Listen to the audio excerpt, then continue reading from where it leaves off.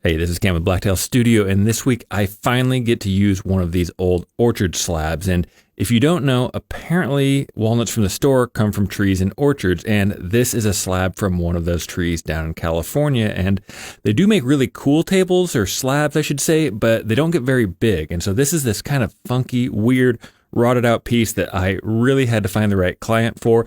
And in the end, it makes an incredible table. If you think the idea of a $180 slab of wood like this sounds great, first off, it is great, but second, it's not as great as you might think. These kind of wild, funky slabs have a lot of rot, a lot of bark, a lot of funny shapes, so they take a ton of prep. So if you have the time, I do recommend it, but they aren't quite as easy as it seems. Staining is always a real issue, especially with these kind of punky slabs like this that had some rot in there. So you saw me seal everything on top with shellac and everything in the middle with a fast drying epoxy, but you always want to scuff up your edges. That's why you saw me use that wire wheel to scuff those edges up. And here I'm using a dam. I like to kind of over pour this so as that epoxy settles and shrinks a little bit, it'll still be right near the top. And as I do with a ton of my tables, I'm using black epoxy. And this dye that I'm using here isn't one that I use very often anymore, but it still works just fine. I generally use a brand called Trans Tint. And this is the fun part. You actually get to pour the epoxy and just let it do the work. It's going to find every little nook and cranny.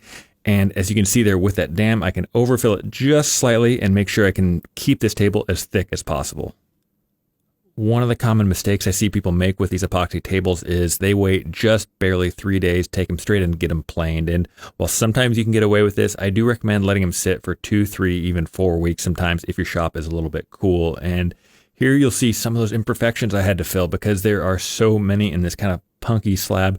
This is another thing you have to factor in when you want to use these unusual slabs. And in the end, I think it's totally worth it, but just budget about triple the time using these types of slabs versus the regular kind of boring straight grain ones. When I first started woodworking, one of the most frustrating things was trying to get a perfect finish in a dusty shop because like a lot of you, I would go buy that polyurethane from Home Depot and then the little bits of dust or hairs or whatever would fall into the finish and look horrible. Eventually, I discovered what is called hard wax oils, and this one is Osmo. I don't really use this one anymore. It's not quite as good as protection as the one I'm currently using, which is Rubia Monaco, if you're curious.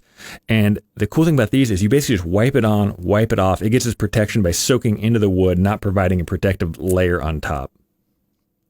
I keep mentioning the perils of using these funky slabs, and here is another one of the potential issues.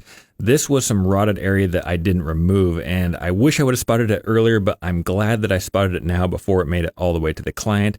I had to carve out that void, fill it up with more epoxy, and completely refinish the table. I think only the one side. I didn't have to do top and bottom, and it did cost me a couple days, but it was much better than having this get all the way to upstate New York and having my client want me to fix it from Oregon.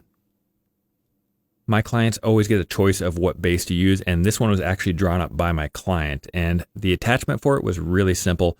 I do always like to use threaded inserts. They're much better than just putting screws straight into the wood or lag bolts like I might have done when I was a kid. As far as the finish on this base, we went with this copper paint actually. We tried some powder coat and it never looked quite right, and in the end the paint looked really cool. Here's some finished photos. I hope you like it.